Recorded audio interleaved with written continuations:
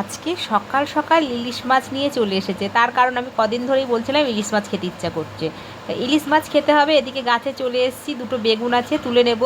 আর বেগুনগুলো কিন্তু একদম কচি, আর একটু বড় হতো। বেগুনগুলোকে দেখে মনে হচ্ছে পাকা, একদমই পাকা না। কারণ বেগুনটা আমি কেটে দেখাচ্ছি, আর গায়ে যে বেগুনের ছোপ ছোপ দাগ হয়েছে এটা কিন্তু কিচ্ছু না, পোকা টোকা কিচ্ছু না। এই দেখুন বেগুন তো পুরো কচি। আর এদিকে মশলা করে নিচ্ছি, কাঁচা লঙ্কা, কালো সর্ষে, সাদা সর্ষে, আর সামান্য 1 চামচ জিরে।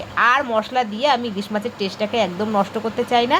কড়াইতে তো বেগুনগুলো লাল লাল করে ভেজে, তেলের মধ্যে কালো জিরে দিয়ে, আলুর টুকরোটা দিয়ে লাল লাল করে ভেজে, একটা ছোট্ট টমেটো দিয়ে সেটাও ভেজে মশলাটা দিয়ে ভালো করে কষিয়ে নিয়েছি। স্বাদ মতো লবণ, হলুদ, আর কালারের জন্য সামান্য একটু কাশ্মীর লঙ্কার গুঁড়ো দিয়ে ভালো করে কষিয়ে তেল ছাড়া পর্যন্ত অপেক্ষা করব। এই দেখুন তেলটা ছেড়ে এসেছে। এইবার দিয়ে দেবো জল, পরিমাণ মতন জল দিয়ে দিচ্ছি, কারণ আমি আজকে ইলিশ মাছটা ঝোলই খাবো। আর এদিকে কিন্তু ইলিশ মাছটা আমি নুন হলুদ মাখিয়ে 1 ঘন্টা রেখে দিয়েছিলাম। ইলিশ মাছ দিয়ে একটু ফুটিয়ে নেওয়ার পরে ভাজা বেগুনগুলো দিয়ে দিলেই রেডি হয়ে যাবে ইলিশ কাঁচা আর বেগুন ভাজা।